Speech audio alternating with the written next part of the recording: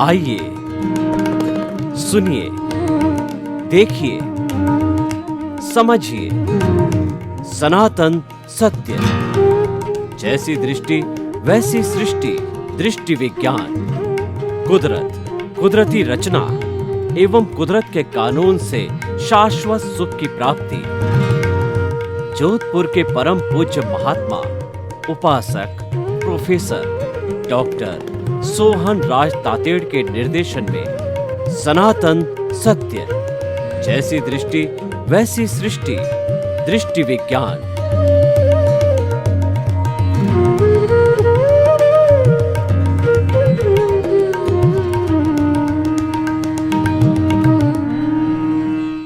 आध्यात्मिक कार्यक्रम आत्मविज्ञान, science of the soul में आपका हार्दिक स्वागत है, अभिनंदन है, सत्कार है।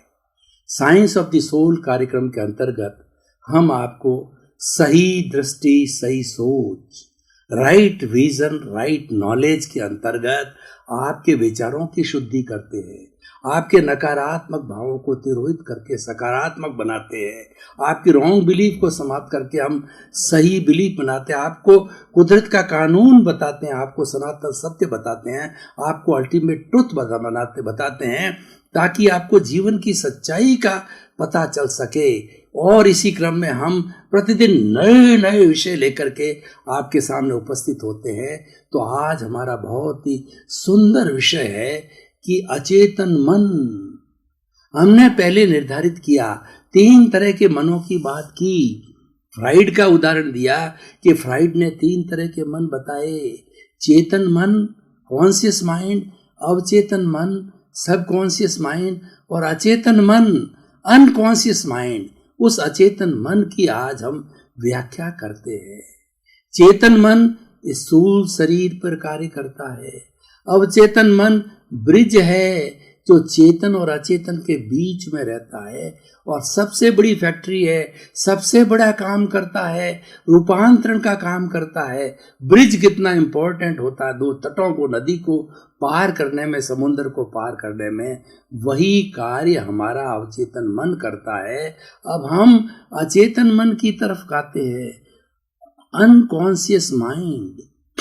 जैसा कि इसके नाम से ही हम पता कर सकते हैं कि अनकॉन्शियस अवस्था में रहता है, यानी ये वेयर हाउस है, ये स्टोर है, और इसके भीतर जन्म जन्मांतर की दबी हुई इच्छाएं रहती है। और जैन धर्म की भाषा में बात करें तो इसको कार्बन शरीर कहते हैं। सांख्य दर्शन की भाषा में बात करें तो इसको लिंग शरीर कहा जाता है। और मेडिकल साइंस की भाषा में बात करें तो इसको जो है वो कॉजल बॉडी कहा जाता है। ये कॉजेस से खड़ा होता है और जो कारण के बिना कार्य नहीं होता है। हम किसी न किसी भाव के अंदर कुछ कॉज डालते हैं। कॉज कैसे डाले जाते हैं कि हम भाव बिगाड़ते हैं, हम अपनी प्रतिक्रिया देते हैं, हम अपनी ओपिनियन देते हैं, हम अपना अभिप्राय देते हैं, हम किसी के प्रति राग द्वेष करते हैं, तो ये अचेतन मन खड़ा हो जाता है। जन्म जन्मांतर का सारा चिट्ठा पूरा एक साथ रहता है और ये हर क्षण अपडेट होता रहता है। जैसे कि आज हम कंप्यूटर की भाषा में कहते हैं कि update your software, update your word file, update your program. हर चीज का अपडेट का जमाना है। तो ये अचेतन मन है, ये अपडेट होता रहता है। इसके अंदर ये पौद्गलिक है, ये कार्बन शरीर है, इसके अंदर कर्म होते हैं जो चतुस्पर्शी होते हैं। और विज्ञान की भाषा में इन चतुस्पर्शी कर्मों को मासलेस पार्टिकल कहा जाता है। ये सब एक जगह इकट्ठे होते हैं और ये द्रव्य कर्म के रूप में बात करें तो ज्ञानावर्णीय, दर्शनावर्णीय, वेदनीय, मोहनीय, आयुष्य, नाम और गोत्र और अंतराय, इन कर्मों का जो है, इस पुलिंदा का जो है हम अचेतन मन कहते हैं, अनकॉन्शियस माइंड कहते हैं। और इसकी उत्तर प्रकृतियों को देखें तो जो है 148 तरह की इसमें घाती कर्म होते हैं, अघाती कर्म होते हैं, घाती कर्म होते हैं। वो परमानेंट होते हैं, हर क्षण आत्मा की घात करते हैं और आत्मा के साथ जुड़े होते हैं, घाती कर्म होते हैं। अलग अलग शरीर जब धारण करता है, 84 लाख जीवा योनि में जो जीव घूमता है, अपने जो है वो अपने पाप और पुण्य के अनुरूप, अपने राग द्वेष के अनुरूप घूमता है अंतराल गति से, तब जो है उसके ऊपर शरीर के स्तर पर काम करने वाले अघाती कर्म कहलाते हैं। वो होते हैं वेदनीय, आयुष्य, नाम और गोत्र। तो इन सब का जो पूरा पैकेज है, इन सब का पूरा वेयर हाउस है, वो हमारा अचेतन मन है। और अचेतन मन के अंदर हर क्षण बदलाव होता रहता है। जैसे कि सृष्टि का नियम है, कुदरत का कानून है कि हर क्षण हर वस्तु बदलती रहती है। तो ये अचेतन मन क्या करता है, इसके अंदर कर्मों की 10 अवस्था होती है। प्रकृति, स्थिति, प्रदेश, अनुभाग, उद्वर्तन, अपवर्तन, संक्रमण, निदति, निकाचना। ये 10 अवस्थाएं सब इस अचेतन मन पे लागू होती है। और ये भी एक वेयर हाउस की फैक्ट्री है। जो हमने अवचेतन मन की बात की, वो तो ट्रांसफॉर्मेशन की फैक्ट्री है। और ये दूसरी तरह की फैक्ट्री है, दूसरे तरह का फैक्ट्री नहीं, ये गोदाम है। यहाँ तो इकट्ठा होता रहता है। और जब उदय आता है, प्रारब्ध का समय होता है, तो कर्म यहाँ से छूट करके, और ये दोनों आत्मा और कर्म शरीर जो है इस तरीके से जुड़े हुए हैं कि तेल और पानी की तरह मिक्स नहीं होते, दोनों को अलग किया जाता है। ऐसा नहीं है कि घुल मिल गए और ये एक दूसरे से अलग नहीं होते हैं, एक दूसरे से ये तेल और घी या पानी की तरह, जैसे कि तेल या घी है, पानी के ऊपर जो है तैरता रहता है, लेकिन वो कभी मिक्स नहीं होता है। कितना ही मत हो, उसको टंकोत्कीर्ण कहा जाता है कि टंकोत्कीर्ण की अवस्था आत्मा की वह होती है कि कार्बन शरीर के साथ तो रहती, यौगिक रूप में कंपाउंड बन जाता दोनों का। जैसा ये हमारा शरीर है, ये जड़ और चेतन का जो है सामंजस्य है, उसका जो है यौगिक है, लेकिन दोनों अलग अलग है। ऐसा नहीं है कि एक ने अस्तित्व अपना दूसरे में विलीन कर दिया, हो भी नहीं सकता। किसी भी युग के अंदर, किसी भी भव में, भूत में, भविष्य में, वर्तमान में, किसी भी काल के अंदर ये एक नहीं हो सकते, एक दूसरे में विलीन नहीं हो सकते और एक दूसरे के अंदर ब्लेंड नहीं हो सकते हैं। ये जो है अपना अपना अस्तित्व बनाए रखते हैं। जड़ जो है हमारा, ये चेतन मन जड़ है। उस अचेतन मन से ये शरीर मिला है। सारा कुछ होता है वो अचेतन मन से होता है, कर्मों के माध्यम से होता है, और सारा संचालन कर्मों से होता है। तो वहाँ से जब कर्म उदय होता है तो आत्मा और कार्बन शरीर के दोनों के जो है इसके मिलन से और उसके कर्म के उदय से एक अध्यवसाय बनता है, एक गोला बनता है उसके चारों तरफ। वो अध्यवसाय को पार करके और वह उदय का कर्म जो है कलरलेस लेशाएं बनती है, जो आगे जाके भाव बनेंगे। और वो शुभ है या अशुभ है, क्योंकि पुण्य पाप दोनों का उदय होता है। घाती कर्म है वो एकांतिक पाप है, और जो हमारे अघाती कर्म है जो शरीर से जुड़े हुए हैं, पुण्य पाप शुभ अशुभ दोनों हैं। तो ये अचेतन मन से अध्यवसाय के माध्यम से ये वाइब्रेशंस कलरलेस होती है, और जो ही हमारे ब्रिज अचेतन मन को टच होती है तो वो कलरफुल हो जाती है, वो कलर्ड लेशाएं हो जाती है। वो कहलाती है कृष्ण नील कापोत तेजो पद्म शुक्ल लेशिया। ये अलग विषय है, हम इसका बाद में चिंतन करेंगे। हम अचेतन मन की बात करते हैं तो अचेतन मन के अंदर निर्जरा होती है, अचेतन मन में उदय होता है। उदय भाव से जो है वो कर्म जो है निकलता है बाहर, और जो ही वो आत्मा से अलग होकर के अध्यवसाय में चला जाता है उसको निर्जरा कहते हैं। Dissociation of the Karma from कार्मिक बॉडी इज कॉल्ड निर्जरा, डिसोशिएशन। और ये जो सारे जो कर्म बनते हैं ये राग द्वेष से बनते हैं, ये स्वयं राग द्वेष है, और ये अपने भीतर राग द्वेष को तानता है। ये हमारी आत्मा तो एक साक्षी भाव है, ज्ञाता दृष्टा भाव है, ये अक्रिया है, ये अमूर्त है, ये अजर है, ये अमर है, उसकी प्रेजेंस से काम होता है। लेकिन करने वाला सब कार्बन शरीर है, ये मौजूद होता है। तो ये अपने बाहर जो मन वचन काया रूपी 3 योग होते हैं, योग प्रवृत्ति करते हैं, और ये मन वचन काया हर वक्त प्रवृत्ति करते रहते हैं।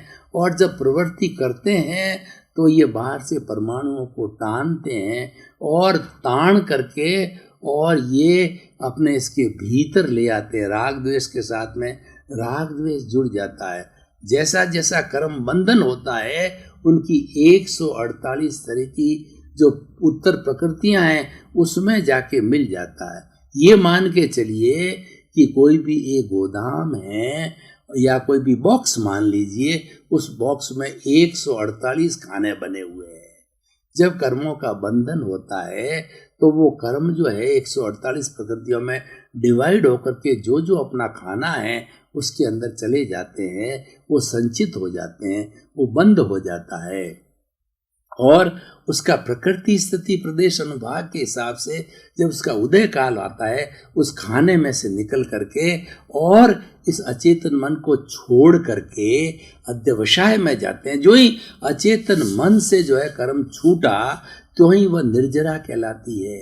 इसीलिए भगवान महावीर ने संवर और निर्जरा 2 धर्म बताए हैं, कि बाकी तो सब उसका विस्तार है। संवर का अर्थ होता है कि जो कर्मों का आने का द्वार है उसको बंद कर दीजिए। हमारे किसी टंकी के अंदर, किसी तालाब के अंदर पानी आता है, उस पानी के आने का जो रास्ता होता है, जो नाला होता है, वो आश्रव कहलाता है। और दार्शनिक भाषा में आश्रव में से पुण्य और पाप के परमाणु आते हैं। जब उदय में आते हैं, जब पुण्य और पाप का वो असर दिखाते हैं, उसकी इंटेंसिटी दिखाते हैं, अनुभाग दिखाते हैं। लेकिन आने के द्वार को जो हम आश्रव कहते हैं, और आश्रव 5 तरीके से भीतर आता है, जो अविरति, प्रमाद, कषाय और योग। इसी तरह से मिथ्यात्व, अविरति, प्रमाद, कषाय और योग के माध्यम से ये जो भीतर आते हैं, अभी जो ही हम इसको बंद कर देते हैं, हमने घर का दरवाजा बंद कर दिया तो व्यक्ति का बाहर से आना बंद हो जाता है। हमने कर्मों के द्वार को बंद कर दिया, हमने पानी आने के द्वार को बंद कर दिया, हमने पुण्य पाप के आने के द्वार को बंद कर दिया, तो भीतर जो पड़ा है फिर उसका शुद्धिकरण चालू होता है, उसकी निर्जरा होती है। और ये निर्जरा होते होते जब शुद्ध हो जाता है, तब ये आत्मा अलग और ये अचेतन मन, अनकॉन्शियस माइंड अलग। अनकॉन्शियस माइंड जो है ये अलग होकर के और ये ब्रह्मांड के अंदर, ये सृष्टि में चला जाता है और पुद्गल के अंदर विलीन हो जाता है। तो इसीलिए ये अचेतन मन है को समझना बहुत इम्पोर्टेंट है, क्योंकि ये उद्गम स्थल है, ये गंगोत्री है। सब कुछ यहाँ आता है और सब कुछ यहाँ से जाता है। ये हमारी अल्टीमेट मंजिल है। इसके बाद में आत्मा के साथ में कोई अगली मंजिल नहीं है। इसको समझना बहुत ज़रूरी है, क्योंकि अगर हम कोई फैक्ट्री चला रहा है तो फैक्ट्री के अंदर अगर वेयर हाउस को नहीं जानेगा, मान लो कपड़े की फैक्ट्री है, उसमें वेयर हाउस होता है, कपड़े का वेयर हाउस, कलर का वेयर हाउस और भी अन्य अन्य सामान जो चाहिए उन सब का वेयर हाउस है। तो ये उन सब का वेयर हाउस है।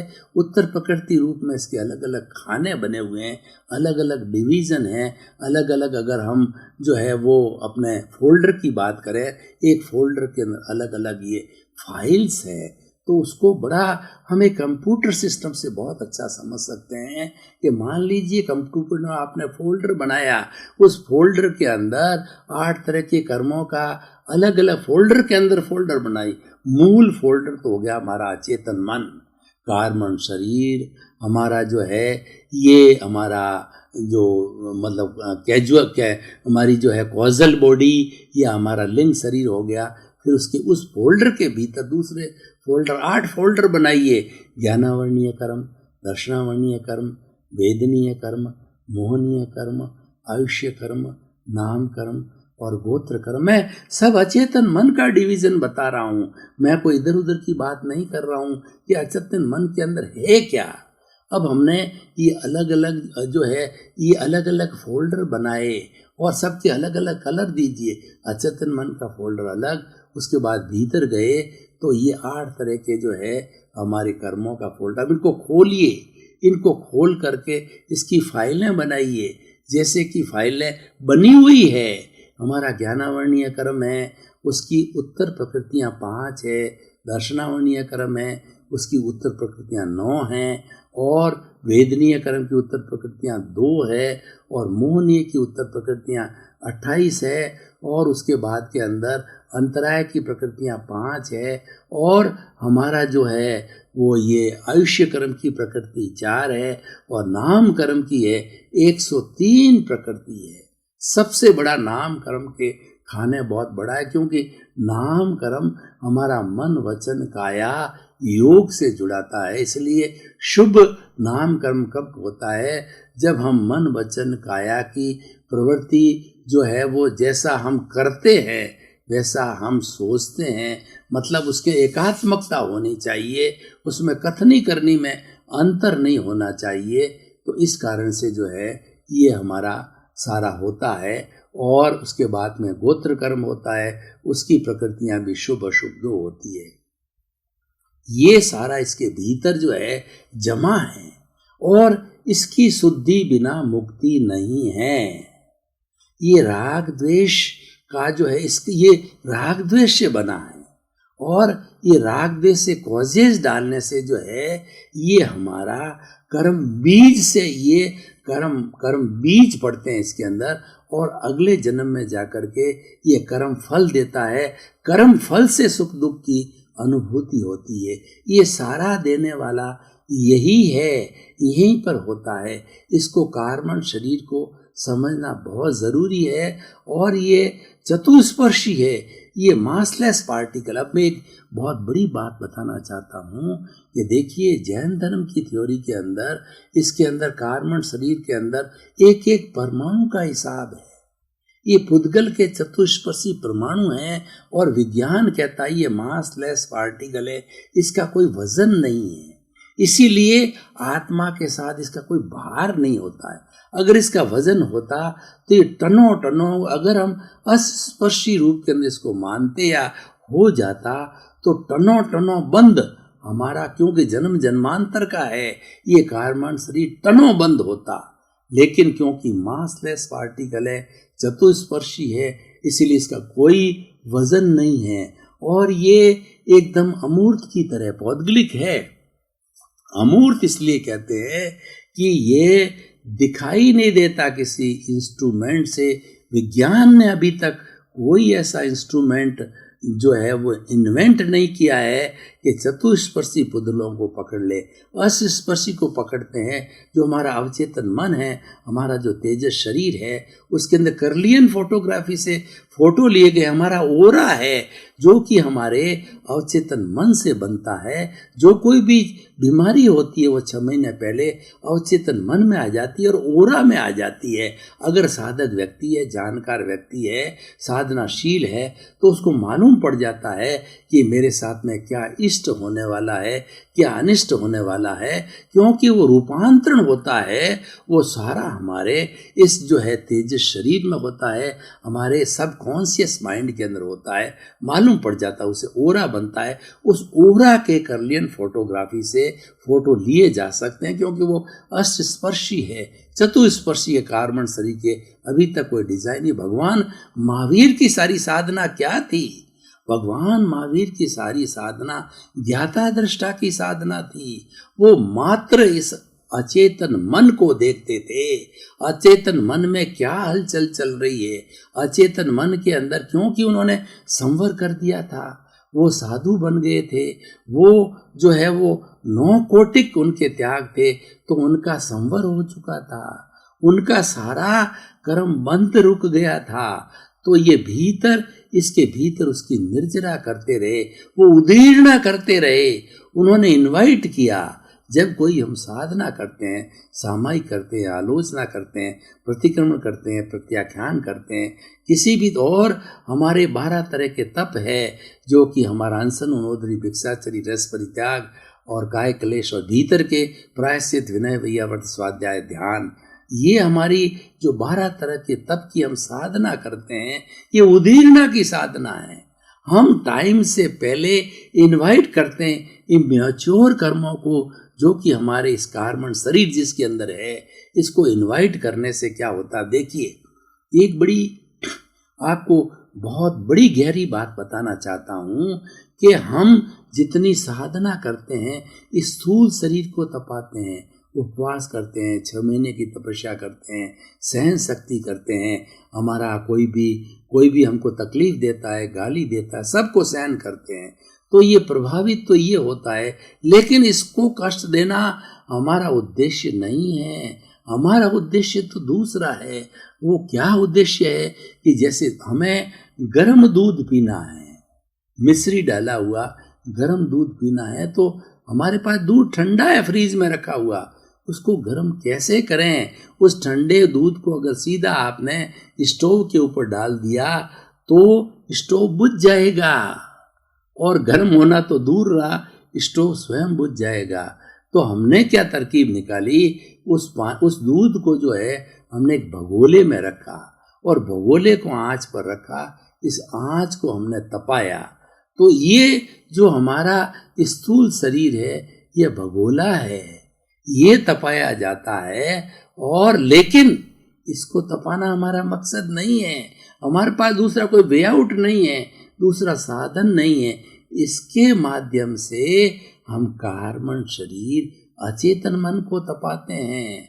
जब कभी भी हमने कोई धार्मिक क्रिया प्रारंभ की तो इस अचेतन मन में टर्बुलेंस होता है। कैसे टर्बुलेंस होता है? जैसे भगोले के अंदर दूध गर्म होता है या पानी गर्म होता है, उसकी बूंदें परमाणु जगह छोड़ते हैं, जो साथ में सघन हुए थे वो स्थान छोड़ करके और बुलबुलों के रूप में ऊपर आते हैं। That is called in the technical language, that is called the turbulence. और ये होते होते सारा गर्म हो जाता है, तो सारे ठंडे परमाणु हैं वो गर्म परमाणु में बदल दे जाते हैं, और वो पूरा गर्म हो जाता है। 80 डिग्री सेंटीग्रेड, 90, 100 डिग्री सेंटीग्रेड तक भी वो पानी जा सकता है। तो हम कोई भी धार्मिक क्रिया करते हैं, संवर एक धार्मिक क्रिया है, और संवर करते ही जो है इसमें टर्बुलेंस हुआ और ये कर्म शिथिल पड़ते हैं, और ये बिखर करके और फिर जो अध्यवसाय में आते हैं, जिसको हम निर्जरा कहते हैं। इसीलिए कहा जाता है हर संवर के साथ निर्जरा अवश्य होती है। अगर संवर नहीं है और मात्र आपने सहन किया है, बिना समझ के आपने सहन कर दिया, जैसे कि पेड़ पौधे सहन करते हैं, पशु पक्षी सहन करते हैं, पेड़ पौधे सर्दी, गर्मी, बरसात के अंदर और आंधी में थपेड़े खाकर, ऐसे कैसे उनकी मजबूरी है। आपका बहुत बहुत धन्यवाद।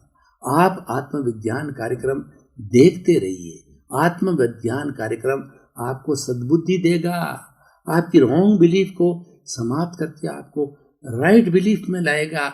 उससे आपको सुख मिलेगा, शांति मिलेगी, समृद्धि मिलेगी, आनंद मिलेगा, मोक्ष मिलेगा। क्योंकि हमारा उद्देश्य है वो सही दृष्टि, सही सोच, right vision, right thinking. Wrong belief को समाप्त करके राइट बिलीफ के अंदर आ जाइए। मात्र हम दृष्टि परिवर्तन करते हैं, दृष्टि बदलती है तो सृष्टि अपने आप बदल जाती है। तो इसी क्रम में आपका जीवन आनंदमय हो, मंगलमय हो, सुखमय हो, शांतिमय हो, लोक के सब जीवों को सुख मिले, आपके प्रति मंगल भाव।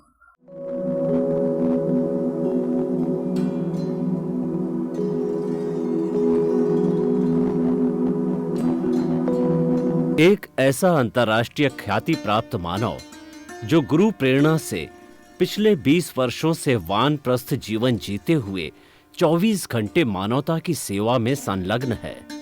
एक ऐसा मानव जो अभी राष्ट्रीय, अंतर्राष्ट्रीय टीवी चैनलों पर 7,500 एपिसोड के माध्यम से सनातन सत्य, आत्मविज्ञान एवं पुनरुत्थान व्यवहार एवं निश्चय जगत के जीवनोपयोगी विषयों पर हृदय स्पर्शी प्रवचन कर चुका है।